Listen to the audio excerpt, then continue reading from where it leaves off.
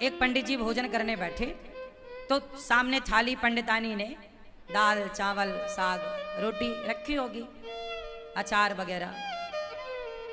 पंडित जी भोजन करने बैठे कि तभी कोई द्वार पे भिक्षुक आ गया। भिक्षाम देही, हे भैया मैं बड़ा भूखा हूँ, कुछ भोजन मिल जाए। पंडित जी भोजन करने ही बैठे हैं, सामने थाली है और द्वार पे कोई भूखा आ गया। पंडित जी ने सा सम्मान बुलाया, आओ आओ आओ भैया आओ। आसन लगाई और भोजन अपनी वाली थाली पंडित जी ने उन्हें दे दिया। और पंडितानी जी ने जो भोजन बनाया था वो जरा सा ही था, क्योंकि घर में कुछ था नहीं, जितना था उसने बनाया। तो ऐसा थोड़ी सी दाल थी, दाल बनी, साग थी, चावल जो था भिक्षा में उसे मिला। ब्राह्मण थे, भिक्षा मांग कर लाते और जो मिलता खाते। तो आज उनका भोजन जरा कम था। आपका मन पंडितानी के लिए जरा सा अंदर था। बोले मन को शांत अब वो अतिथि आए और बैठे और वो पंडित जी की थाली में बैठ गए, वो बढ़िया खाए। पंडित जी अंदर गए, पंडितानी से कहा कि थोड़ा और दो रोटी। तो उसने बोला कि बस ये आखिरी दो रोटी बची। आपको यहाँ बैठे लगभग 1.5 घंटा जब पंडितानी ने कहा कि आखिरी दो रोटी बची हैं, फिर भी हमें तो वो जो बाहर बैठा खाने वाला अतिथि था उसने सुन लिया हो गए कि अब बस इनके पास दो रोटी बची हैं। तो पंडित जी दोनों रोटी लेकर आए और कहा भैया प्रसाद पाओ, एक और दो रख दूं। उसने कहा नहीं नहीं अब नहीं चाहिए। वो भी समझदार कि अब बेचारे ये क्या खाएंगे, तो मना कर दिया। पंडित जी ने कहा ना, आप हमारे अतिथि हैं, आप पेट भर के खाओ। अच्छा बोले आपकी इच्छा है तो एक रख दो। तो एक रोटी रख दी गई और एक रोटी बची। अब वो अतिथि तो बढ़िया दाल चावल सब्जी रोटी खाकर 5 रोटी खाकर खुश था। पंडित जी की थाली में पंडितानी जी ने 4 रोटी रखी थी फर्स्ट में, 5 रोटी एक और मिल गई। 5 रोटी खा के उसका बढ़िया पेट भर गया, वो चला गया। अब दोनों पंडित पंडितानी बचे तो पूरे बर्तन लाके बाहर रखे और थाली लगाई 2। अब 2 थाली लगी हैं, पीछे की बची हुई जरा सी साग। अब आप जानते हैं दाल बची तो क्या बची होगी, जरा कटोरी आधी कटोरी। अब उसमें दोनों लोगों ने थाली अपनी पंडित पंडितानी ने तैयार करी और रोटी थी 1। तो आधी रोटी पंडित जी ने रखा, आधी रोटी पंडितानी जी ने रखी।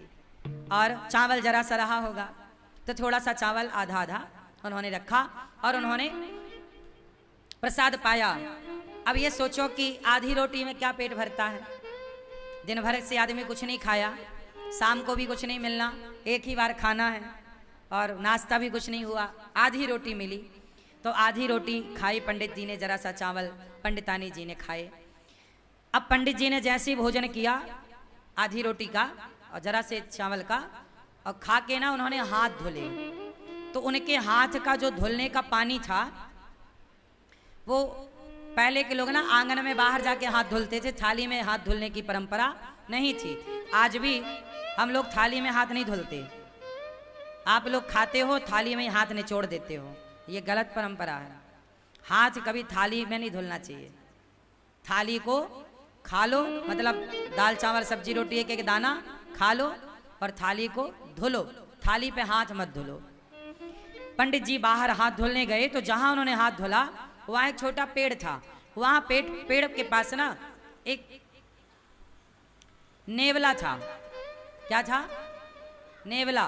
सांप और नेवले की लड़ाई होती है ना, तो नेवला जीतता है, वो नेवला था। तो नेवला के पूंछ की तरफ पंडित जी के हाथ का धुलने का पानी गिरा और वो नेवले की पूंछ गीली हो गई। आधा पीछे का हिस्सा, पूंछ का हिस्सा गीला हुआ और जैसे ही पूंछ पे पानी गिरा उसके पूंछ का रंग सोने जैसा हो गया, सुनहरा। नेवले ने पूंछ देखी, पंडित जी से बात करी, पंडित जी आपने पानी डाला तो मेरा देखो ये रंग सुनहरा हो गया, सोने जैसा, मेरी पूंछ सोने जैसी हो गई। आप एक काम करो, मेरे पूरे शरीर में पानी डाल दो, मैं सुंदर हो जाऊंगा। पंडित जी बोले मैंने तो अपना हाथ धुल लिया। नेवले ने कहा महाराज ये बताओ कि आपके पानी डालने से मेरा ये शरीर का रंग कैसे बदल गया, सुनहरा हो गया, सोने के कलर का। अब मुझे पूरा शरीर सोने का करना है, पूरा शरीर सोने की तरह चमके मेरा। आधा हो गया मेरा, आधा बताओ कैसे होगा। कल मैं आऊं, आप मेरे ऊपर फिर हाथ धुल देना। पंडित जी बोले नहीं, अब तुम जाओ धर्मराज युधिष्ठिर के राज्य में। धर्मराज युधिष्ठिर यज्ञ कर रहे हैं, उस यज्ञ में ब्राह्मण लोग भोजन कर रहे हैं। जाओ, जहां ब्राह्मण लोग भोजन करके हाथ धुलेंगे, धर्मराज युधिष्ठिर सबको अन्नदान कर रहे हैं, बहुत बड़ा यज्ञ हो रहा है।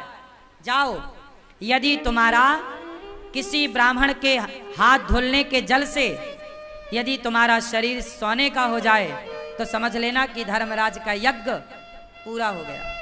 जाओ। अब वो नेवला बड़ा खुश धर्मराज युधिष्ठिर के राज्य में पहुंचा, और जहां सारे ब्राह्मण भोजन करते और पानी से हाथ धुलते एक अलग जगह पर, नेवला जाके वहीं बैठ गया। हजारों नहीं लाखों ब्राह्मणों ने हाथ धुले, हजारों नहीं लाखों लोगों ने प्रसाद पाया, लेकिन नेवले का रंग सुनहरा नहीं हुआ। अब जब सारे ब्राह्मण खाए, दक्षिणा ले लेके चले गए, तो धर्मराज युधिष्ठिर बोले, देखो,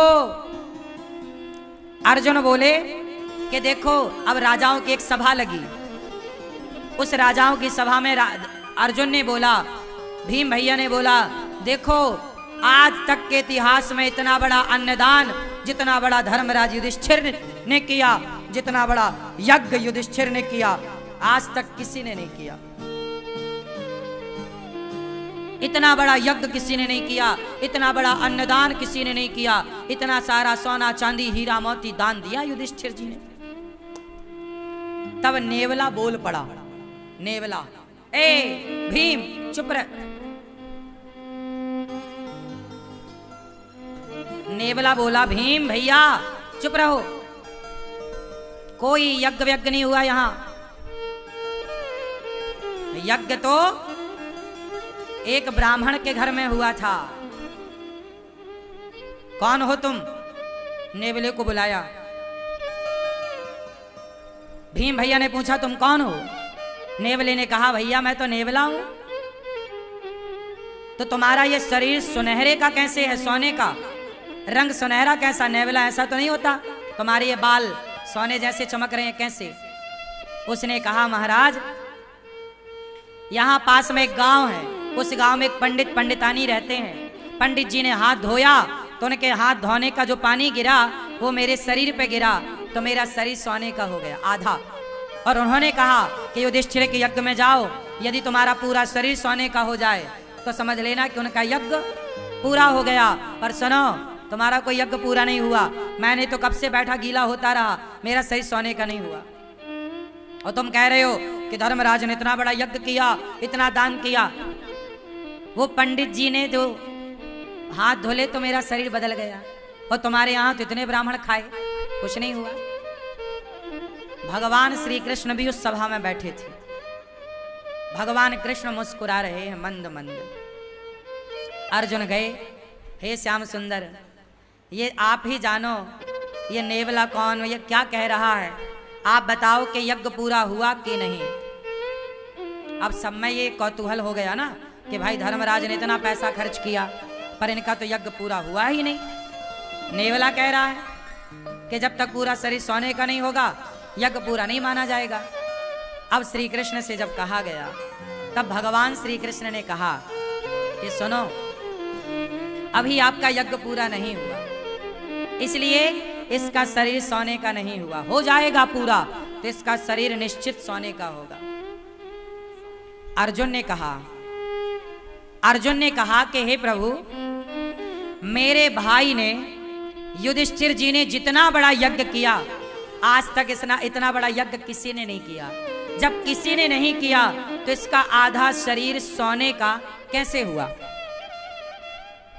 भाई इतना बड़ा यज्ञ तो किसी ने नहीं किया, और ये इसका शरीर पूरा सोने का यज्ञ में होगा, तो आधा शरीर जो इसका सोने का हुआ वो कैसे हुआ, मैं ये जानना चाहता हूं।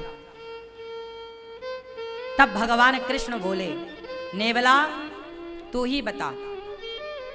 तब नेवले ने बताया कि महाराज मैं वहां गया, पंडित जी भोजन करने बैठे थे, कोई अतिथि आया तो अपनी थाली खिसकाई और आधी रोटी खाई, और संतोषजनक भाव से उन्होंने अतिथि को भोजन कराया, और जितना मिला ईश्वर का धन्यवाद देकर बिना शिकायत के और प्रसन्न चित्त से दोनों पति पत्नी आनंद से थे।